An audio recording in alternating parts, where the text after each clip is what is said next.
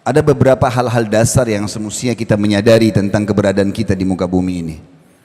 Yang pertama, teman-teman sekalian, kita ini manusia bukan makhluk pertama, tapi bahkan kita makhluk terakhir di muka bumi ini yang Allah turunkan. Sebelum kita ada jin, ada hewan-hewan, ada tumbuh-tumbuhan, semua ini sudah ada. Kalau para ilmuwan mengatakan kepada kita bahwasanya mereka menemukan fosil hewan sekian miliar tahun, itu bukan mustahil. Karena pada saat Adam alaihissalam, ayah kita semuanya diciptakan oleh Allah di langit sana dari tanah, maka Allah subhanahu wa ta'ala menyuruh para malaikat untuk sujud, dan pada saat itu iblis sudah ada, dan dia dari golongan jin, dan iblis hidup di muka bumi bersama dengan jin-jin yang lainnya. Jadi manusia adalah yang terakhir. Apapun yang ada di muka bumi ini, teman-teman sekalian, bukan hal yang baru. Air yang kita gunakan, ini adalah air yang dari dulu digunakan oleh orang-orang sebelum kita. Begitu juga dengan api, udara. Ini bukan hal yang baru. Dan ini, dunia ini diberikan gambaran di dalam agama kita adalah tempat sementara, mampir saja. Kemudian kita akan kembali ke akhirat sana. Saya ingin coba mengorek lebih dasar lagi tentang masalah pemahaman berhubungan dengan masalah ini. Saudaraku seiman, apapun di muka bumi ini berpasang-pasangan, dan kita sudah tahu itu. Seperti misalnya malam dan siang. Tidak mungkin siang terus, pasti akan datang malam. Mau nggak mau. Tidak mungkin lapar tidak dihubungkan dengan kenyang, karena ini berpasangan. Tidak mungkin muda tidak berpasangan dengan tua. Begitu juga laki-laki dan perempuan. Begitu juga dengan malam dan siang. Begitu juga dengan sehat dan sakit, kemudian hidup dan mati, ada dunia, ada akhirat, ada surga, ada neraka. Ini satu paket, tidak bisa dipisahkan. Banyak orang berusaha memisahkan masalah itu seakan-akan dia tidak tahu akan ada akhirat, padahal sebagaimana dia ada di muka bumi ini akan sama, pasti akan ada itu semuanya. Kalau seseorang faham fenomena ini, maka hidupnya akan tentram, karena dia tahu pada saat dia sehat, satu waktu dia akan sakit. Tidak ada orang seumur hidup itu sehat terus. Pasti akan ada saatnya dia sakit, cuma tinggal kadar penyakit yang ada saja. Tapi semua orang akan melalui itu. Tidak ada orang yang muda terus, dia pasti akan tua. Tidak ada orang akan hidup terus, pasti dia akan mati. Maka ini satu paket. Sebagaimana kita rasakan kehidupan di sini, ada kehidupan juga di sana. Islam datang memberikan kepada kita gambaran dunia ini bukan untuk ditinggalkan, tapi ditunggangi, dikejar prestasi terbaik untuk mendapatkan juga yang terbaik di akhirat sana. Ada banyak orang menyalahfahami tentang definisi zuhud. Mereka mengatakan zuhud itu meninggalkan dunia untuk akhirat. Jadi kalau mau menuju akhirat, bajunya yang kotor saja nggak apa-apa, makannya roti kering, tidak usah ada prestasi-prestasi kerja, ijazah, tidak usah ada jenjang akademik, tidak usah begini dan begitu. Ya sudah, dunia kita akan tinggalkan. Ini juga keliru. Allah mengatakan dalam surah Al-Qasas ayat 77, A'udzu billahi minasyaitonir rajim, wabtaghi fima ataqallahu ad-daral akhirah wa la tansa nasibaka minad dunya. Kejar apa yang Allah janjikan untuk kalian di akhirat nanti. Baca tentang surga itu. Apa saja nama-nama pintunya, berapa banyak derajatnya, apa saja fasilitasnya, amal apa yang saya kerjakan supaya mencapai yang terbaik nanti di sana. Tapi Allah bilang, dan jangan lupakan bagianmu dari dunia. Kita juga di dunia disuruh berpenampilan yang baik, disuruh menjaga nama baik, disuruh mengejar harta yang baik, semuanya baik. Nabi SAW menggambarkan kepada kita kalau beliau paling suka makan tharid, dan tharid adalah roti gandum yang dibubuhi di atasnya kuah yang ada dagingnya. Dan ini makanan yang baik. Nabi SAW gemar sekali memakan paha kambing. Kadang-kadang beliau memakan makanan yang ada kalau lagi tidak ada makanan yang baik, maksudnya yang berkualitas. Tapi Nabi SAW selalu mendahulukan makanan yang berkualitas. Nabi SAW menggunakan baju dari kain katun dari Yaman, dan pada saat itu adalah kain yang terbaik. Nabi SAW memiliki tunggangan yang terbaik. Kuda Nabi SAW terkenal dengan kuda terbaik di Jazirah Arab. Dan beliau berpoligami, punya beberapa rumah. Di setiap rumah juga ada unta. Kalau unta sekarang mungkin zaman kita sama dengan Alphard, ya.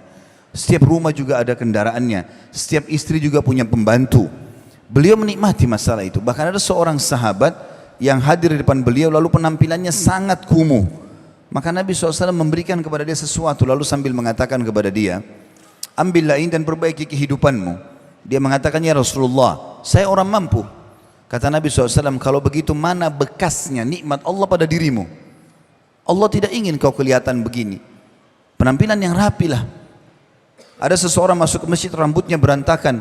Lalu Nabi SAW mengatakan kepada para sahabat, suruh orang ini keluar dulu, sisir rambutnya dengan rapi, baru dia masuk ke dalam masjid. Kita disuruh menjaga, teman-teman, ada istilah dalam makanan dan minuman kita, halalan thayyiba. Halal yang dibolehkan, thayyib yang berkualitas, dan harus partner, nggak bisa enggak.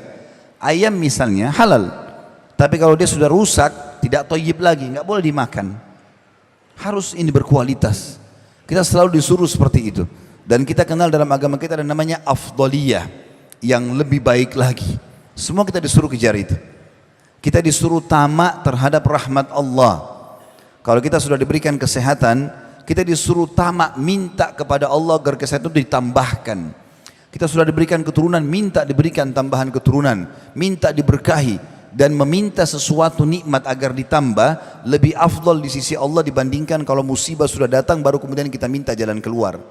Kalau Bapak Ibu yang hadir di sini, rahimani rahimakumullah, lagi sehat, masya Allah, makanan minuman di rumah ada, pekerjaan ada, keluarga tenang, tidak ada masalah, maka lebih afdal Anda mengatakan, ya Allah pertahankan ini atau tambahkan atau berkahi, dibandingkan kita sudah punya masalah baru mengatakan, ya Allah berikan saya jalan keluar.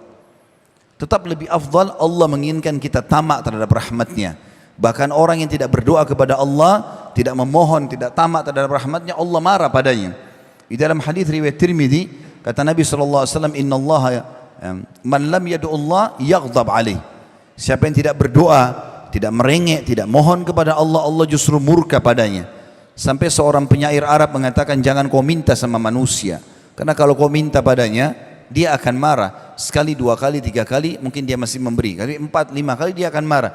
Tapi mintalah kepada zat Allah, yang kalau kau tidak minta justru dia marah. Allah menyuruh kita kejar yang terbaik, disuruh menjaga nama baik, disuruh mencari harta yang baik. Islam tidak pernah membatasi harta di muka bumi ini. Boleh menjadi orang yang paling kaya. Abu Bakar, Abdurrahman bin Auf, Uthman bin Affan bersaing dalam perdagangan mereka, tapi hal yang positif, dan masing-masing meninggalkan warisan yang sangat banyak kepada keturunannya, banyak bersaing dalam sedekah yang diberikan pada saat sedang jihad dan seterusnya, ya. Jadi kita disuruh mengejar yang terbaik. Bahkan Allah Subhanahu wa taala mengatakan kepada kita, kalau Allah akan membalas kita dengan surga kalau kita mengorbankan harta, prestasi dunia kita dengan jiwa kita. A'udzubillahi minasyaitonirrajim. Innallaha ishtara minal mu'minina anfusahum wa amwalahum bi anna lahumul jannah.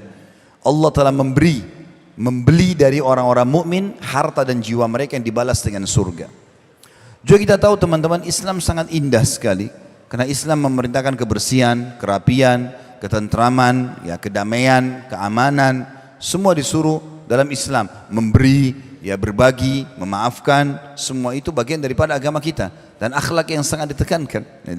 Begitu juga Islam melarang kita untuk mengganggu orang lain, berbuat kezaliman dan seterusnya. Jadi di muka bumi ini pun kita sudah diaturkan cara melaluinya. Tetapi Islam menitik beratkan poin lebih penting daripada itu, teman-teman. Ternyata kehidupan dunia selain kita disuruh kejar yang terbaik, makanlah, minumlah, pakaianlah, carilah pasangan yang terbaik, prestasi apapun silakan, tapi jangan lupa ada yang lebih baik lagi di sana. Ini yang kita ingin titik beratkan, adanya kehidupan akhirat yang terbaik, dan apa yang kita pupuk di sini kita akan panen di sana. Allah Subhanahu wa taala menyebutkan tentang surga luar biasa, pemandangan yang tidak bisa digambarkan dengan hanya sekedar lisan sebenarnya. Tapi yang disampaikan melalui wahyu seperti itu. Bagaimana surga itu adalah istana yang sangat luas, seluas langit dan bumi. Isinya semuanya kebahagiaan. Kata Nabi SAW, siapa yang masuk surga, maka tidak akan rusak pakaiannya, tidak akan habis masa mudahnya, tidak ada lagi rasa lapar dan haus, tidak ada lagi buang air besar dan buang air kecil. Makanan dan minuman yang mereka makan yang tidak dibutuhkan oleh tubuh mereka akan keluar dalam bentuk keringat yang lebih wangi dari bau kasturi. Tidak ada lagi beringus, nggak ada lagi meludah di surga. Semuanya kenikmatan abadi. Dan saya sudah bilang tadi, sebagaimana dunia ada, maka ada akhirat. Teman-teman sekalian, Allah Subhanahu wa taala memerintahkan kita dalam banyak ayat Al-Qur'an yang akan saya bacakan sebentar lagi, agar kita menjadikan dunia ini penyebab kita mendapatkan yang terbaik di akhirat. Kejar terbaik sini untuk kita dapatkan juga yang terbaik di sana. Tapi bukan ini target utama. Kalau kita sudah menjadikan dunia sebagai target utama, maka kita bisa tidak mengenal lagi mana halal dan mana haram. Karena kita tidak yakin ada hisab pada hari kiamat. Maka kita main sikut sana, sikut sini, menjatuhkan orang, mengambil hak orang lain, dan ini berbahaya buat kita. Di awal-awal pertemuan ini kita renungi bagaimana ayat-ayat Al-Quran berbicara masalah apa yang saya sampaikan tadi. Dimulai dari surah Yunus ayat 24. A'udzu billahi minasyaitonir rajim. Innama mathalul hayatid dunya kama in anzalnahu minas sama'i fakhtalata bihi nabatul ard fakhtalata bihi nabatul ardi mimma ya'kulun nasu wal an'amu hatta idza akhadhatil ardu zukhrufaha حتى إذا أخذت الأرض زخرفها وزينت وظن أهلها أنهم قادرون عليها أتاها أمرنا ليلا أو نهارا فجعلناها حصيدا كأن لم تغن بالأمس كذلك نفصل الآيات لقوم يتفكرون. Sesungguhnya perumpamaan kehidupan dunia ini adalah seperti air hujan yang kami turunkan dari langit. Lalu tanam-tanaman di bumi ini tumbuh dengan subur disebabkan air itu. Di antaranya ada yang dimakan oleh manusia dan binatang ternak. Hingga apabila bumi itu telah sempurna keindahannya dan memakai semua perhiasannya, maksudnya pohon-pohonnya telah hijau, buah-buahnya sudah keluar dan mau matang, orang-orang akan panen, dan pemilik-pemiliknya mengira bahwasanya mereka pasti menguasainya, bisa panen hasil-hasilnya, tiba-tiba datanglah kepadanya azab kami di waktu malam atau siang. Lalu kami jadikan tanaman-tanaman laksana tanam-tanaman yang sudah disabit, seakan-akan belum pernah tumbuh kemarin. Demikianlah kami menjelaskan tanda-tanda kekuasaan kami kepada orang-orang yang mau berfikir. Dari ayat ini Allah subhanahu wa ta'ala ingin menekankan kepada kita bahwasanya dunia kalian akan lalui dan tinggalkan ya, sebesar apapun upaya-upaya yang sudah kita lakukan di muka bumi ini, kita akan tutup nanti dengan kematian, dan kita akan menuju ke akhirat. Perumpamannya seperti air hujan yang turun dari langit lalu tumbuh-tumbuhan kemudian banyak berbuah, dan kita ingin ambil hasil panennya, tapi ternyata Allah SWT datangkan bencananya lalu kemudian hilanglah semua itu. Artinya kehidupan dunia ini akan sirna. Sebesar apapun rumah yang kita kejar ya, sebesar apapun ya, mobil atau sebanyak apapun kendaraan, harta, rumah yang kita miliki, toh juga kita akan tinggalkan. Maka beruntung sekali orang yang memahami masalah ini sehingga mereka menunggangi itu untuk kehidupan akhiratnya. Artinya bagaimana dia menghubungkan antara apa yang dia dapatkan dunia ini untuk dikejar yang terbaik di akhirat sana. Berapa banyak orang kalau kerabatnya datang dari kampung kemudian datang bertamu ke rumahnya, dia tidak pernah ingin meminjamkan kendaraannya misalnya, karena berpikir ya sudahlah, ada kendaraan umum pergi saja. Dia tidak berpikir untuk mencari pahala yang bisa dia panen di akhirat dari kendaraan dan kerabat yang sedang datang. Atau dan banyak sekali contoh yang berhubungan dengan masalah ini. Juga Allah subhanahu wa ta'ala memberikan perumpamaan yang lain dalam surah Al-Kahfi ayat 45. A'udzu billahi minasyaitonir rajim. Wadrib lahum mathalal hayatid dunya kama in anzalnahu minas sama'i fakhtalata bihi nabatul ardi fa asbaha shiman tadruhu riyah wa kana Allah ala kulli syai'in muqtadira. Dan berilah perumpamaan kepada mereka manusia, kehidupan dunia ini seperti air hujan yang kami turunkan dari langit, maka tumbuh-tumbuhan di muka bumi menjadi subur karenanya, kemudian tumbuh-tumbuhan itu menjadi kering yang diterbangkan oleh angin, dan Allah Maha Kuasa atas segala sesuatunya. Dan cukup banyak ayat-ayat Al-Quran yang berhubungan dengan masalah ini yang menjelaskan tentang masalah akhirat atau masalah dunia. Saya ingin mempertemukan itu semua teman-teman sekalian dengan bagaimana Nabi SAW menggambarkan kepada kita tentang dunia dan akhirat ini.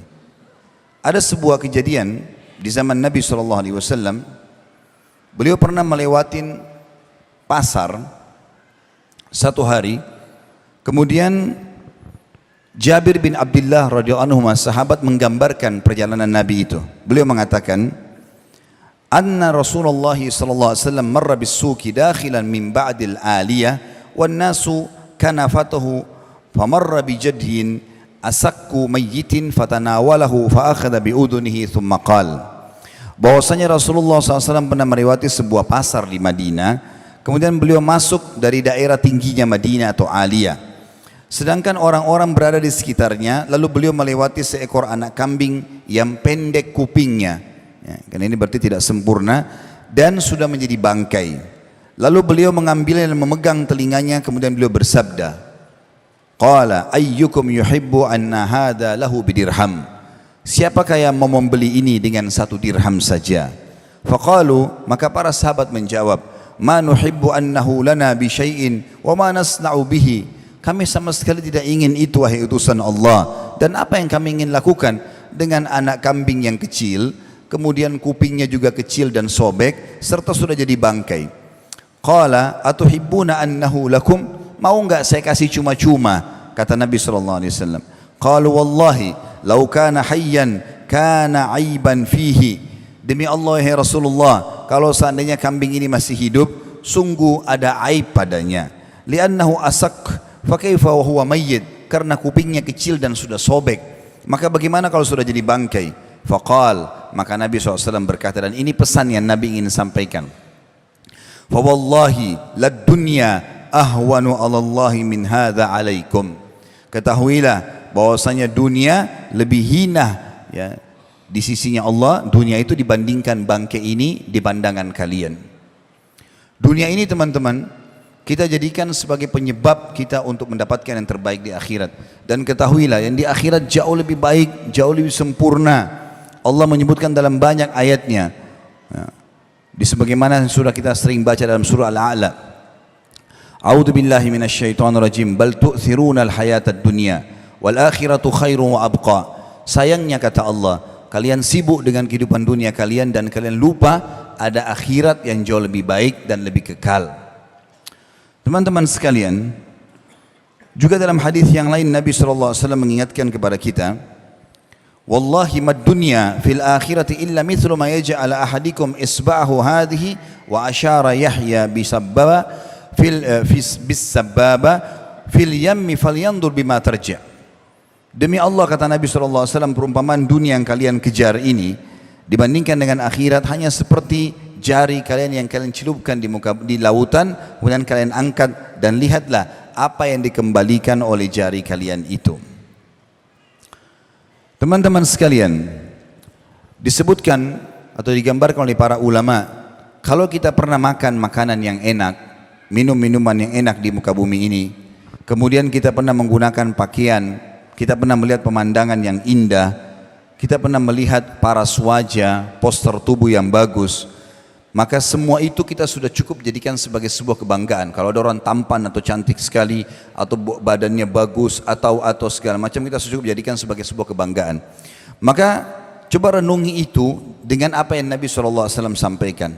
Beliau mengatakan, sesungguhnya tadi hadisnya, dunia ini dibandingkan akhirat hanya seperti jari telunjuk yang dicelupkan ke lautan kemudian diangkat. Maka lihatlah air apa atau berapa tetes air yang tertinggal di jari tersebut. Dan ini menggambarkan teman-teman sekalian bagaimana ya, dunia itu hanya kita lalui saja. Bagaimana bukan dia menjadi target utama, tapi dia menjadi sesuatu yang kita kejar untuk mendapatkan di akhirat nanti yang terbaik.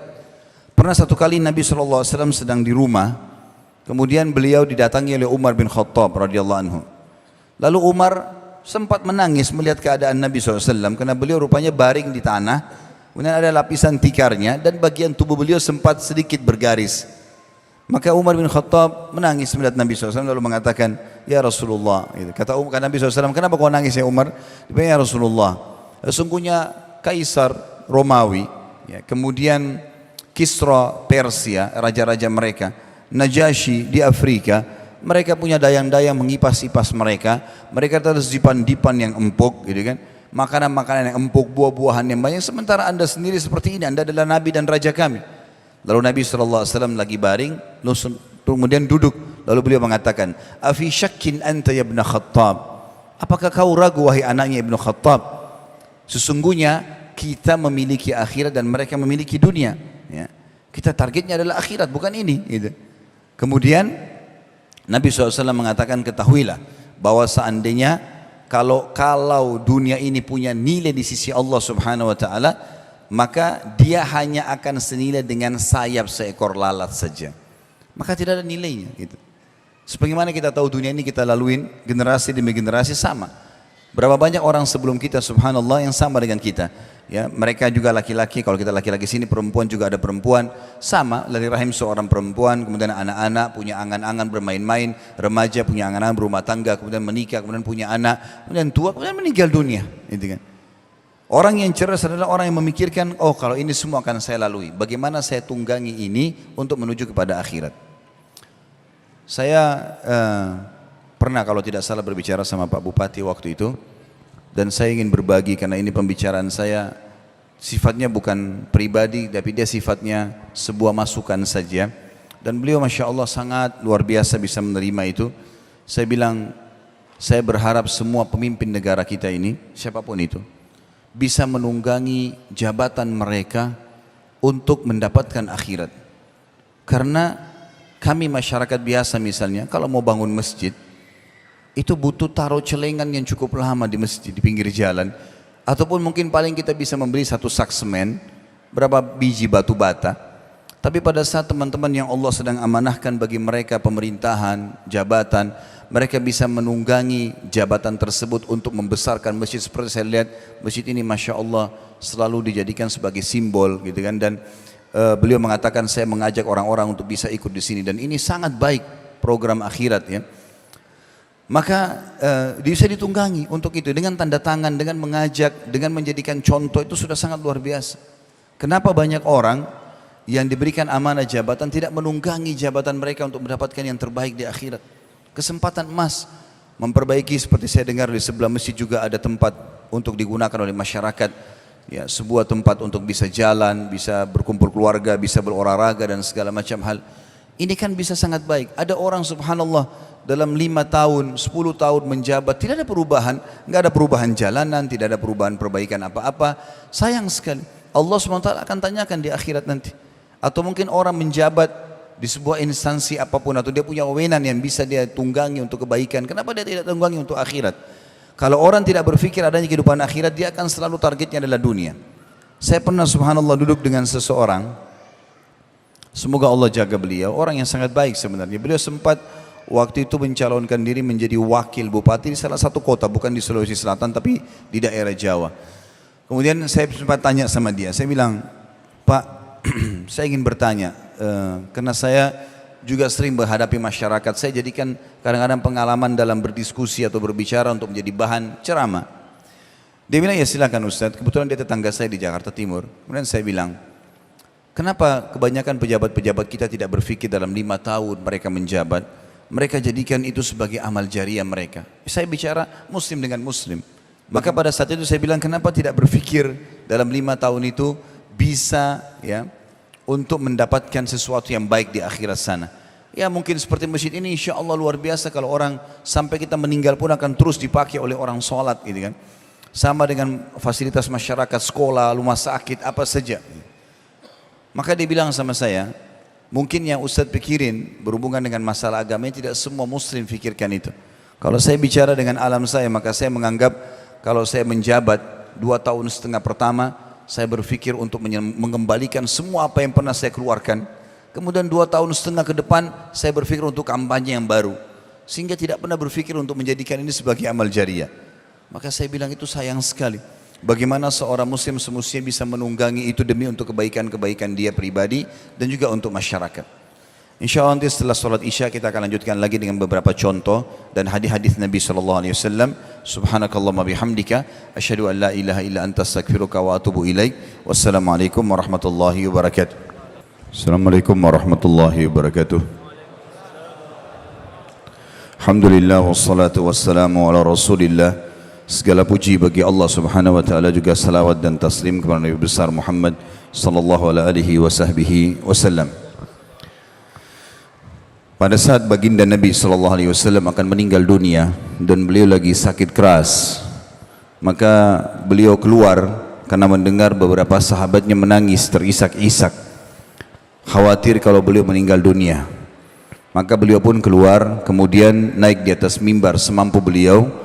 Setelah memuji Allah Subhanahu wa taala dan bersalawat untuk diri beliau sallallahu alaihi wasallam, maka beliau mengatakan, wahai sekalian manusia, fa inna mau'iduna haud. Wahai sekalian manusia, maknanya jangan kalian bersedih, karena pertemuan kita yang sebenarnya yang akan abadi itu bermula dari haudku nanti. Haud itu telaga beliau. Nabi SAW diberikan telaga oleh Allah dua, di mahsyar nanti namanya Haud, dan nanti di surga namanya Kautsar, yang ada surah Al-Kautsar.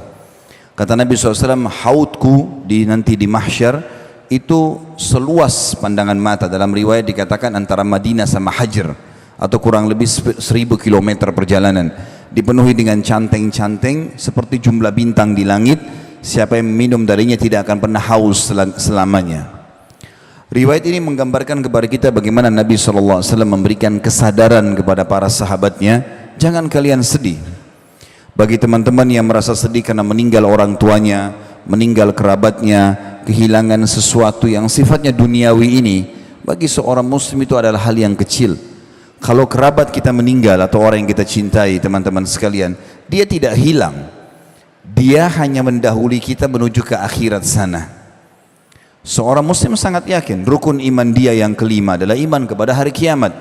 Urutannya adalah meninggal, proses dicabutnya ruh, kemudian dimasukkan ke alam barzah di kuburan, kemudian pembangkitan di hari kiamat mahsyar, ditimbangnya amal baik amal buruk, lalu kemudian surga dan neraka.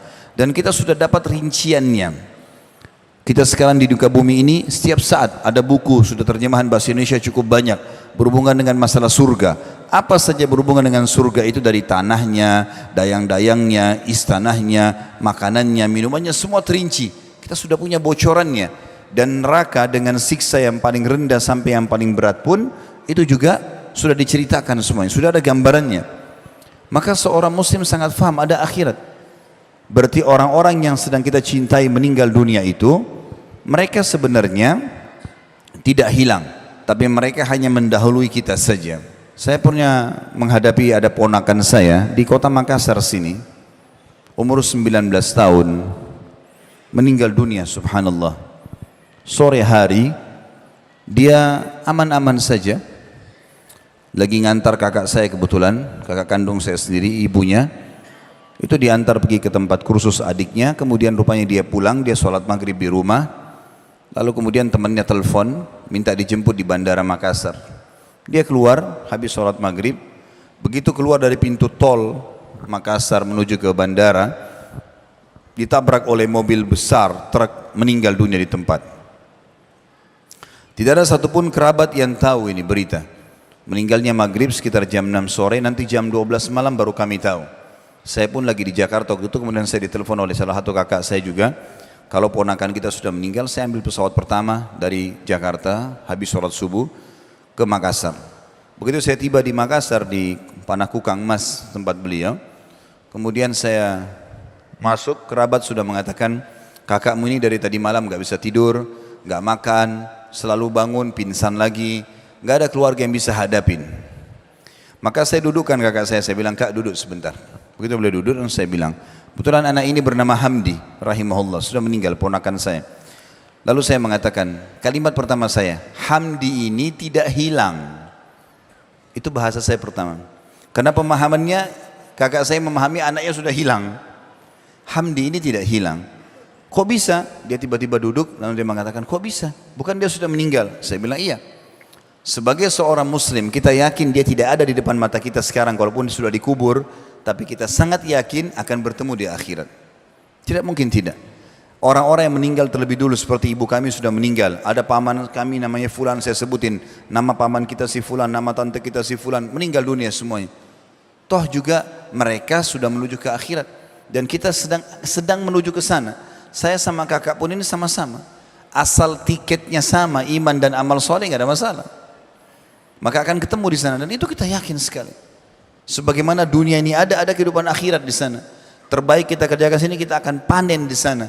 Faman ya'mal mithqala dzarratin khairan yarah. Siapa yang buat seperti biji sawi dari kebaikan, yarahu, dia pasti akan diperlihatkan atau melihatnya.